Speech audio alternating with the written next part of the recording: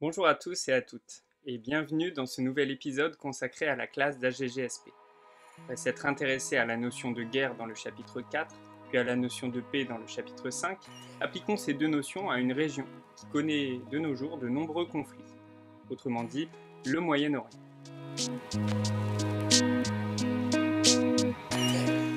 Le Moyen-Orient est une région du monde définie géographiquement au XIXe siècle par le ministre des Affaires étrangères britannique comme étant l'espace allant de l'Égypte à l'Iran d'est en ouest et de la Turquie au sud de la péninsule arabique du nord au sud.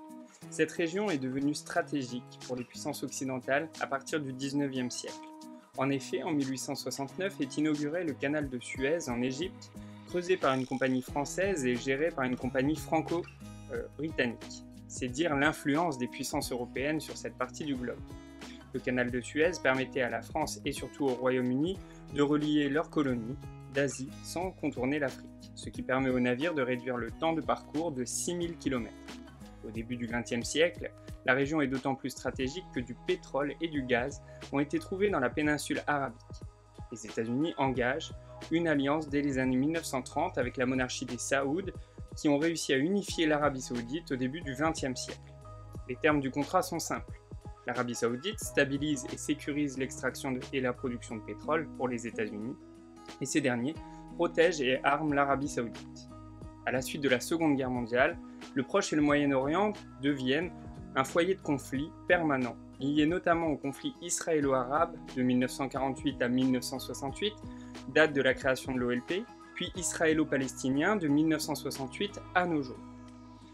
Conflit qui, malgré les tentatives de paix, reste non résolu aujourd'hui. Enfin, au tournant des années 1990, les relations entre cette partie du monde et les États-Unis vont s'intensifier. D'abord avec la première guerre du Golfe, entre 1990 et 1991, puis après 2001, avec la lutte contre le terrorisme international et la volonté américaine d'imposer la démocratie libérale dans cette région du monde. Malgré les efforts de paix de l'ONU, le Proche et le Moyen-Orient restent majoritairement une région en crise où résident de nombreuses guerres et tensions difficiles à résoudre. On peut alors se demander en quoi le Moyen-Orient représente-t-il une région conflictuelle et aux difficiles tentatives de paix depuis le début du XXe siècle. Allez, c'est parti. Jalon 1 du conflit israélo-arabe au conflit israélo-palestinien. Les tentatives de résolution de la création de l'État d'Israël à nos jours. Les racines de la création d'Israël remontent à la fin du XIXe siècle, lorsque Théodore Herzl, écrivain austro-hongrois contrarié par la montée de l'antisémitisme en Europe, fonde alors un mouvement sioniste, c'est-à-dire une idéologie selon laquelle les Juifs retourneraient en Palestine, terre qui leur est promise dans les textes sacrés, et où ils fonderaient un foyer national juif. Pendant la Première Guerre mondiale, en 1917, les Britanniques acceptent la création d'un foyer national juif en Palestine lors de la déclaration faite par Lord Balfour, tout en promettant au peuple arabe qu'ils auront l'indépendance sur leur territoire contrôlé par l'Empire ottoman. C'est par ailleurs à ce moment qu'émerge la figure de Lawrence d'Arabie, militaire britannique chargé de réunir les peuples arabes pour combattre l'Empire ottoman. À la suite de la Première Guerre mondiale, la Palestine devient un mandat, peut se définir comme étant un État sous tutelle d'une puissance coloniale confiée par la Société des Nations aux Britanniques, ici, après la Première Guerre mondiale. Au sortir de la Seconde Guerre mondiale, après la Shoah, les Britanniques transfèrent le dossier palestinien à l'ONU, qui propose une solution à deux États. Le 14 mai 1948, David Ben-Gourion proclame la naissance d'État d'Israël. Mais les peuples arabes refusent cette solution, et les États voisins attaquent Israël. C'est la première guerre israélo-arabe, en 1948. La victoire israélienne entraîne la fuite de centaines de milliers de Palestiniens, ce qui entraîne une Nakba, ce qui veut dire la catastrophe, et ils se réfugient dans les pays voisins. À partir de 1954, le président égyptien Gamal Abdel Nasser veut propager le panarabisme, c'est-à-dire une idéologie qui a le souhait de réunir tous les peuples arabes combattant l'impérialisme européen. Il souhaite le diffuser dans tous les pays du Moyen-Orient en utilisant Israël comme ennemi commun, surtout après la crise de Suez en 1956, lors de laquelle Nasser reprend le contrôle du canal au détriment de la France et du Royaume-Uni. En 1967, lors de la guerre des 6 jours, Israël est à l'initiative de l'attaque contre la Ligue des pays arabes, et notamment contre l'Égypte qui a organisé le blocus du détroit de Tiran, ce qui empêche Israël d'accéder à la mer Rouge. En moins d'une semaine, Israël tripla sa superficie territoriale. Elle annexe la bande de Gaza et la péninsule du Sinaï, le plateau du Golan, au détriment de la Syrie, elle envahit la Cisjordanie et Jérusalem-Est. En 1973, la Ligue des pays arabes décide de reprendre les territoires conquis. Voyant que les négociations n'aboutissent pas, il déclenche alors la quatrième guerre israélo-arabe, surnommée la guerre du Kippour, puisque l'attaque est déclenchée lors de la fête du jour du pardon chez les Juifs. Forte de sa victoire, Israël conserve les positions acquises et reste maîtresse des négociations à venir. Le successeur de Nasser, le président Anwar el-Sadat, préfère clore le conflit en signant la paix avec Israël lors des accords de Camp David en 1978 aux États-Unis. Cela représente une véritable trahison pour les pays de la Ligue arabe. Anwar el-Sadat est assassiné en 1981 par des extrémistes qui n'approuvent pas sa politique de rapprochement avec Israël. Avec le désengagement de l'Égypte, la Ligue arabe perd quelque peu espoir. Le conflit devient alors israélo-palestinien. Ces blocages conduisent en 1987 à la première Intifada, c'est la guerre des pierres, pendant laquelle est créé en Palestine le Hamas, un mouvement de résistance islamiste radicale refusant l'existence d'Israël. Face à ces tensions, les négociations avec le leader de l'OLP, Yasser Arafat, avancent et débouchent sur les accords d'Oslo en 1993 qui aboutissent à une poignée de main entre Yitzhak Rabin et Yasser Arafat, sous le regard attentif du président américain Bill Clinton. Mais ces accords laissent de côté de nombreux points contraignants, comme la question du statut de Jérusalem ou des colonies israéliennes en Cisjordanie. Les violences réapparaissent, comme avec l'assassinat d'Yitzhak Rabin par un extrémiste juif en 1995 ou lors de la seconde Intifada en 2000. Aujourd'hui, le dialogue reste très difficile entre le gouvernement israélien, Mahmoud Abbas, le chef de l'OLP depuis 2005, et le Hamas. Depuis 1993, les négociations n'ont pas avancé en faveur de l'autorité palestinienne, bien au contraire. De nombreux territoires sont encore sous contrôle israélien et la colonisation s'est accélérée depuis l'arrivée au pouvoir du parti d'extrême droite, le Likoud, qui ne souhaite pas négocier et continuer la colonisation des territoires palestiniens. Depuis plus de 70 ans, le conflit entre Israël et ses voisins a structuré les relations entre le Proche et le Moyen-Orient avec le monde.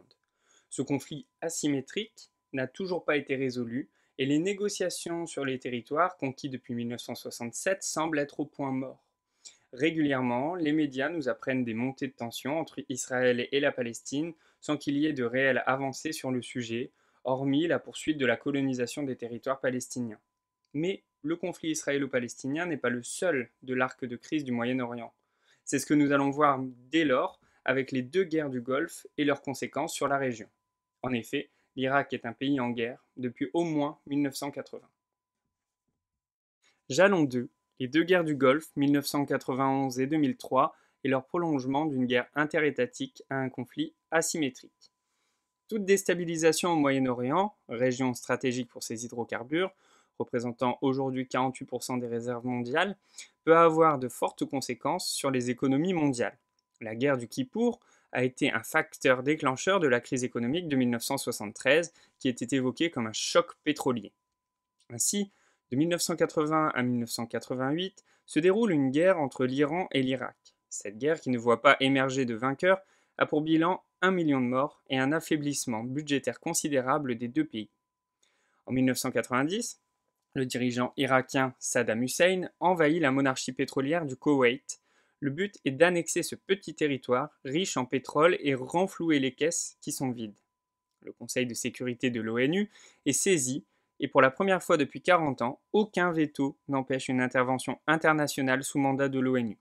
Cette opération, nommée Tempête du désert, conduite par les Américains, qui ont alors le statut d'hyperpuissance, s'engage avec une vaste coalition internationale. Cette guerre asymétrique est un succès pour George Bush. L'Irak est défaite en quelques semaines, l'armée irakienne est balayée, elle dénombre 200 000 soldats tués contre 450 pour la coalition. Il s'agissait pour George Bush d'imposer un nouvel ordre mondial dans lequel les États-Unis auraient le rôle de garant du droit international et seraient capables de le faire respecter à l'aide de leur hard power. La seconde intervention dans le Golfe est imposée par George Bush Jr. en 2003. En effet, ce dernier est influencé par le néoconservatisme des républicains et traumatisé par l'attaque d'Al-Qaïda aux États-Unis le 11 septembre 2001. Il lance alors une guerre contre le terrorisme international qu'il envisage comme une véritable croisade entre Occident et Orient. Au début de 2003, Bush annonce qu'il veut renverser Saddam Hussein, qu'il accuse de soutenir le terrorisme international et de dissimuler les armes de destruction massive. Certains alliés traditionnels des Américains, comme la France, s'opposent à une intervention militaire. Une petite coalition menée par les Américains envahit l'Irak, sans autorisation de l'ONU. Ce conflit interétatique entraîne un retour de l'unilatéralisme américain. Cette invasion de l'Irak par les États-Unis en 2003 alimente les différents courants de l'anti-américanisme, notamment au Moyen-Orient. De plus, un gouvernement chiite arrive au pouvoir à Bagdad. Cela profite aux djihadistes sunnites et de nouveaux groupes terroristes se créent, visant les Américains ou les chiites d'Irak. Une véritable guerre civile se déroule. En 2011, les révolutions appelées Printemps arabe ont remis en question le modèle autoritaire majoritaire au Moyen-Orient. La Syrie plonge alors dans la guerre civile en 2011. Les djihadistes de l'État islamique d'Irak profitent de la guerre civile syrienne pour devenir l'État islamique en Irak et au Levant, ou encore appelé Daesh. Leur chef, Abu Bakr el-Baghdadi, rompt avec Al-Qaïda et se proclame nouveau calife en 2014 à Mossoul, avant d'être tué en octobre 2019 par les bombardements de la coalition internationale. Ces guerres civiles sont alimentées par une opposition régionale entre sunnites et chiites, et de nombreuses puissances mondiales participent directement ou indirectement à ce conflit pour maintenir ou affermir leurs intérêts au Moyen-Orient. D'où la difficulté de résoudre ce type de conflit. Pour conclure, Proche et Moyen-Orient concentrent les facteurs de conflictualité. En effet, la présence de ressources en hydrocarbures, le manque d'eau, le berceau des trois religions monothéistes et les oppositions au sein même de ces dernières, la volonté d'hégémonie de certains pays comme l'Arabie Saoudite, la grande puissance sunnite de la région, ou encore l'Iran, la grande puissance chiite, sont autant de facteurs de conflit.